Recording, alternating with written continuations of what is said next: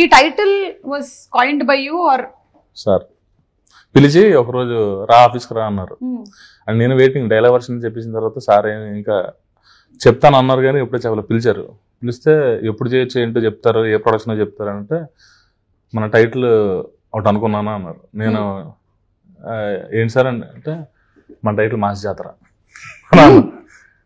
నేను ఎక్స్పెక్ట్ చేయలేదు. మాస్ జాతర చాలా బాగుంది, సూపర్ ఈజీగా. అంటే మూవీలో కూడా యాక్చువల్లీ జాతర బ్యాటరప్ ఉంటుంది, చాలా ఎంటర్టైన్మెంట్ అంతా ఉంటుంది. దాంతోపాటు సార్ మాస్ మహారాజ్ అంటారు, మాస్ జాతర అని కలిసి చాలా బాగుంది టైటిల్.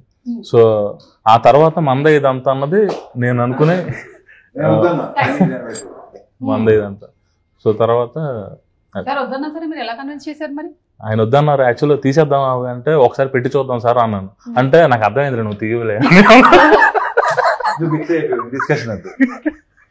అంటే యాక్చువల్లీ ఏంటంటే జనవరి అనుకున్నాం కదా, మనం జనవరి లాస్ట్ ఇయర్ జనవరి అనుకున్నాం. బాగుంది జనవరి అనుకుంటే నాకు సర్జరీ మూలంగా డిలే అయిపోయింది. లేకపోతే జనవరి రావాలి, మేము పండగ సంక్రాంతికి రావాలి. సో కొన్ని కారణాలు బికాస్ ఆఫ్ సర్జరీ. ఇందులో కూడా చాలా ఉండుంటాయి కదా, ఎప్పుడైనా అనిపిస్తుంది అబ్బా అసలు ఈ ఫైట్లు లేకుండా ఉంటే బాగుండేది మనకు అసలు. నేను ప్రతిదీ ఎంజాయ్ చేస్తాను. వర్క్ ఒకసారి వచ్చామంటే లీలా. ధమాకా టైంలో కరెక్ట్ గా అప్పుడు కాళ్ళకి ఇదయింది కదండి. సో అప్పుడు దండకడియాల సాంగ్ షూట్ లో మళ్ళీ ఈ సాంగ్ తుమేరా లవర్ సాంగ్ అప్పుడు నాకు పడింది అక్కడే. ఇది ఈ మొదలు బేసిక్ గా దాన్ని ఐ డోంట్ నో ఏమంటారు దాన్ని, లైక్ ఇక్కడ పట్టుకుని ఉంటుంది అని ఏమంటారు, అది వదిలేసింది మొత్తం. ఇక్కడ షోల్డర్ జాయింట్ ఏంటంటే ఈ మసిల్ ఉంటుంది కదా, ఈ మసిల్ అప్పటికి పెయిన్ వస్తుంది, అక్కడ పెయిన్ వస్తుంది. సరే మామూలు పెయిన్ లే అనుకున్నాను. మూమెంట్ లో వెళ్ళేసరికి నాకే ఐ ఫెల్ట్ ఇట్ అనమాట. నాకు ఏంటంటే టక్కన ఇక్కడ దాకా వచ్చింది అనిపించింది నాకు. చూస్తే సెకండ్ డే ఈ సాంగ్ సెకండ్ డే అండ్ ఇది జరుగుతుంది, కొంచెం పెయిన్ గా ఉంది అండ్ మామూలుగా కూడా చెప్పరని తెలుసు అండి.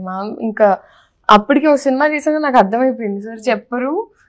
But and what ever it is అక్కడ ఒక ఎత్తుకునే షాట్ ఉండింది. ఇప్పుడు ఆ షాట్ ఉంటుంది అనుకుంటా లాస్ట్ షార్ట్ సాంగ్ లో. లాస్ట్ షార్ట్ సాంగ్ లో ఎత్తుకోవాలంటే ఇంకా ఇలా టర్న్ అవ్వాలి, ఇంకా ఎత్తుకోవాలన్న షాట్. దాని తర్వాత ఇంకా అలా డిలే అయింది, లేకపోతే ముందే రిలీజ్ అయిపోయింది cinema. But still you work so hard. మన ప్రొఫెషన్ కి వేరే ప్రొఫెషన్లకి ఉండేటువంటి డిసడ్వాంటేజ్ ఏంటంటే ఎప్పుడైనా ఒంట్లో బాగాలేకపోతే వేరే ప్రొఫెషన్లో లీవ్ పెట్టేటువంటి అవకాశాలు కొన్నిట్లో ఎక్కువగా ఉంటాయి. కానీ మన దగ్గర I think you think about ఇంతమంది వెయిట్ చేస్తున్నారు, ఇంత క్రూ ఉంది, ఇప్పుడు దీనికోసం నా గురించి ఆగిపోవాలా, అసలు లెట్ మీ వర్క్. ఒక టేక్ తీసుకునే ముందు కూడా దట్స్ ది ఓన్లీ థింగ్ నాకు చెప్పింది.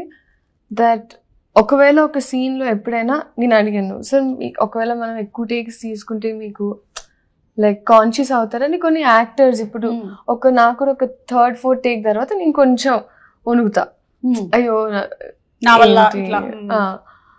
ఆయనకు కూడా ఇప్పటికి దట్ అందరు వెయిట్ చేస్తున్నారు, అందరు ఆర్టిస్ట్ ఉన్నారు.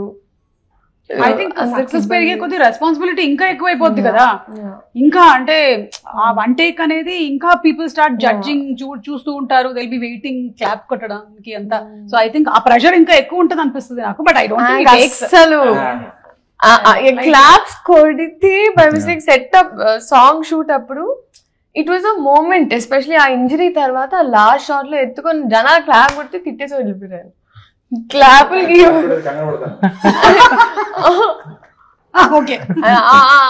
అంటారు, నేను పక్క నుంచి ఎంజాయ్ చేస్తుంటానా బాగా వచ్చిందా అంటే ఆయన అంటారు.